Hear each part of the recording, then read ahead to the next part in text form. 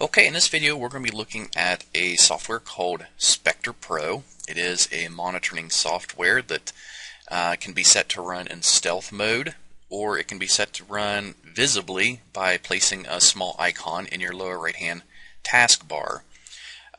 It's available for either the Mac or the Windows and was designed for home use or business use and works incredibly well for either one. Now, I'm going to go ahead and log into my account using my secret key combination here.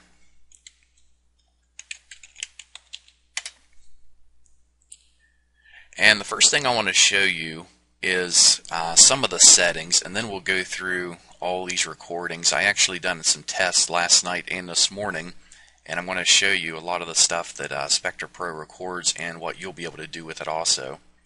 So I'm going to go up to File, and we're going to Profiles.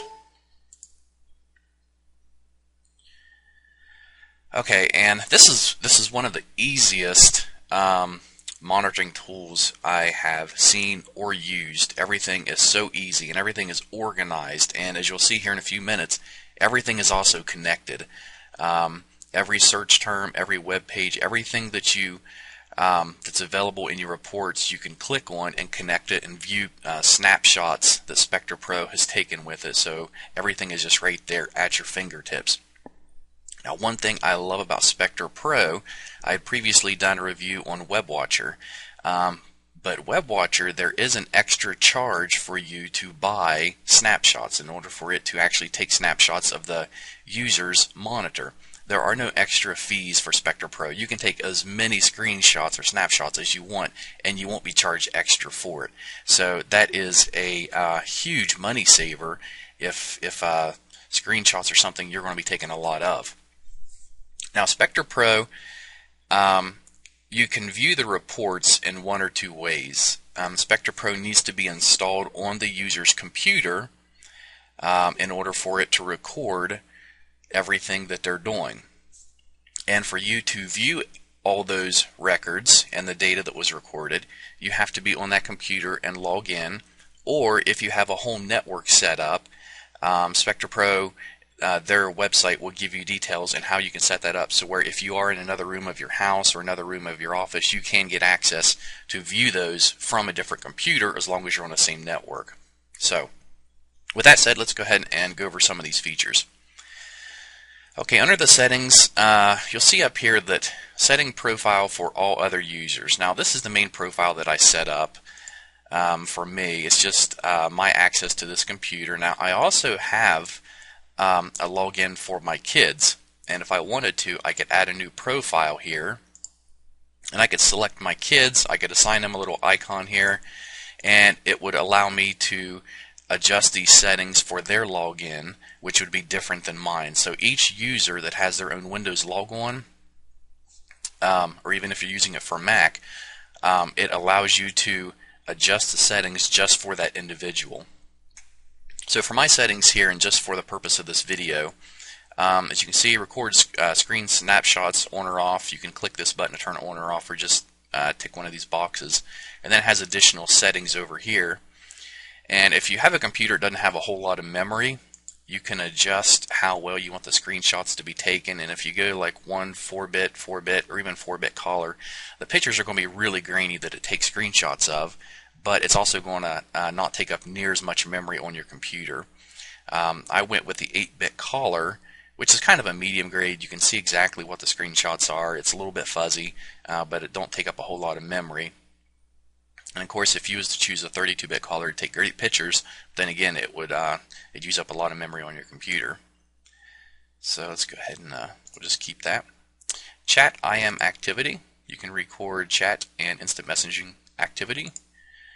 Websites visited. Now, this is something else I really like, because if you go to the settings, oh, I'm sorry, no, this is in a different part. I'll show you here that in a minute. Email activity, on or off. Files transferred, on or off. Keystrokes typed, it'll record all keystrokes, and you can check mark the option to capture passwords or not. You can record programs, any of the programs you have on your computer. If they're accessed, you can have it record it. User activity document tracking. I did make a document with Word, and it shows up on here. I'll show you that here shortly. And there's a lot of options here if you want it to be able to monitor tracking of documents, and this would most likely be used for businesses. Network activity, this is more for advanced users. I didn't set this up. I'm not quite sure what the setting is or exactly how it's to be used, so I just went ahead and left that off. Now, when to record. This is really nice because maybe you don't want it recording all the time. You can actually set it here just to record on certain days at certain times. So let's say Thursday between 1 and 4, you want it to record. So you can set the schedule, and you can do that with each user. So if you have one user you want to record on Sunday from 1 to 4, another user you want to record on Monday from 7 to 11 or whatever it is, you can set up times to record them at different hours. You can also set up keyword alerts, and I set up 2 words here and I tested them and it works very well. You can turn this on or off just by checking the box. But if you add these alert words, what's going to happen is if somebody types this word in, or if it sees this word on a page in chat conversation, or whatever it is, it's going to send you an email letting you know, say, hey, this user viewed this alert word you had set up on their web page. So it actually sends you an email, so even if you are away from home, you're going to get this and see it.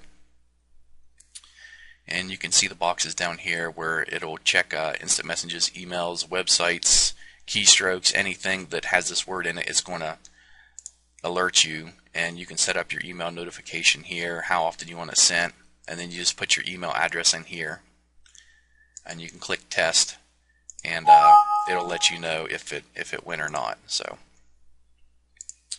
okay, block. Now here's what I really like about the websites is if there's certain websites you don't want someone accessing, you can just put them in this list and block them. Or if there's only a few websites you want them to access, you can put them in this list, check this box, and then it will only allow them to access the websites in this list. Chat and instant messaging. You can put in here to block contact names that are in this list that you add, or you can only allow access to the contact names in this list. And block internet access. This gives you more control and features over blocking your internet. So okay, those are the main features. And let's see. Okay, let's go ahead out of here. I want to show you some of the tests that I ran last night and today. First thing you're going to see is the screen snapshots. And I really like this because it's kind of like a little video software, because you got a play button here, you got back and fast forward, you got next and last, and this just speeds it up really quick. And you also have a button here called the event slider, and if you choose this, you can select by the date, and also you can go by the individual website, and it'll take you to that screenshot that it took during that time. And if you want to view it in full screen, you can choose that. If you want to delete all the screenshots it took, you can click right there. So if I press play, close this, it's going to start going through and showing me all the screenshots that it took. And if I click fast several times, it's going to go really fast. And if I go slow, it's going to go really slow. So screenshots are really neat. It's a surefire way of saying, hey, look, I saw you on here. I saw you doing this. There's no way around it. Here's screenshots. Here's proof. So screenshots are really cool. And like I said, there is no limit to how many you can take either. Chat and IM activity. I didn't do any chatting, so you're not going to see anything here, but it'll show the time, the sign-on name, who they chatted with, other participants, and then if you were to select their chat conversation, you can actually read it down here what they were chatting with. Online searches. It has it broke down here by the day, and you can see here's like the summary, total searches of what keyword, the details, which shows the search term, the time it was searched, and the search site. So if there's a search function on a website like YouTube and someone does a search on it, it's going to show you that. Okay, and let's go. Something else I want to mention about online search is if you are to right click any of these, say like Photoshop CS5, you can jump to the snapshot that it took of it when they done that search. So if they're searching for things they shouldn't be, and if you click on this right here, it's going to take you there, and I'll show you here in just a few minutes what I mean. Actually, I'll go ahead and show you right here. If I was to click on this and go to snapshot, let's go to the next one. Okay, here it is. This is where I had typed this word and it brought it up. And then if you keep going, it's going to show you the site they went to. It's going to keep taking those screenshots if you have them set up. And so here you can see the web page that I visited. I wasn't going to obviously go to an adult site, so I went to Wikipedia. Okay, and let's go on to, let's see, we've done online searches. Websites visited. You can choose to see them by date, by the actual domain of what site they went to. Down here you can see the time they went to it. This is the title of the page, how long they were on the page, and the subdomain. And you can easily click any one of these, and you click block website, and that adds that site to the website block list, so they can't access it no more. And if you choose snapshot contact pages, so email activity, I'm going to blur all these out just for privacy reasons. But any email sent or received is going to record whether it was, right here you'll see whether it was sent out or incoming, who it was from, who it was to, the subject of it, and down here it's going to show you the full email that was sent or received. Files transferred, I uploaded a file through FileZilla and it did capture it. Keystrokes typed. Anything typed, like I said, regardless if it's a password or not, it's going to record it. It's going to show you the program that was used, like Notepad, Google Chrome, MS Outlook, Skype, Internet Explorer.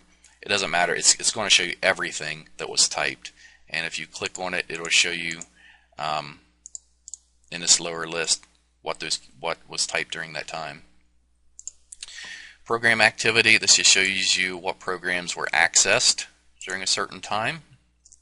And just like these, you can right-click and you can jump to the snapshots of it or the keystrokes that were typed during that time. User activity shows you when users were most active. Just got a little chart down here. Document tracking. I don't have nothing set up for that. And keywords detected. Here's the 2 words that I had set up to be alerted on, and it shows you that those words were accessed. Total of 8 times. How many times the websites were visited. So it records pretty much everything. Spector Pro is just an awesome tool. It really is, and it even has like a top 10 list for each category, like chat and IM, online searches. It'll show you the top 10 additional details. Websites visited. You can open the website. You can view more details. You can block the website. Email activity. View the details. It's just really incredible everything that it records. Program activity. Keywords detected. It also records everything with MySpace, and it'll record it here. I don't have a MySpace account, didn't go to it, that's why it's empty. As well as Facebook, I hardly ever access it. But if I did, it would have snapshots here. Facebook report, it would show you Facebook accounts, top 10 messages that were sent and received, profiles that were visited, and an overall summary. So it pretty much covers everything. Facebook chatter, which are instant messages too. So in this video, that's about all the time that I have to get this information covered. But overall, I love Spector Pro. I haven't had any problems with it at all. The installation was flawless. It didn't interfere with any other programs that I had or used. It recorded everything just as it said it did. And there's a lot of benefits to Spector Pro over the other programs that I found that just makes it superior to all the others.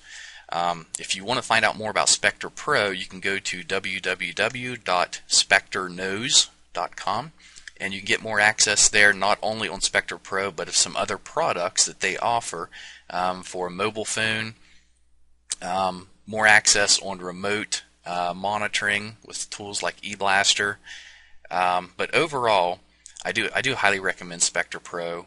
And I'm going to hopefully do another review here shortly about eBlaster and some other products they have on their site. So whether you're using Spector Pro for your home, for your business, it's going to get the job done, and it's going to do everything extremely well. So that's my review on Spector Pro.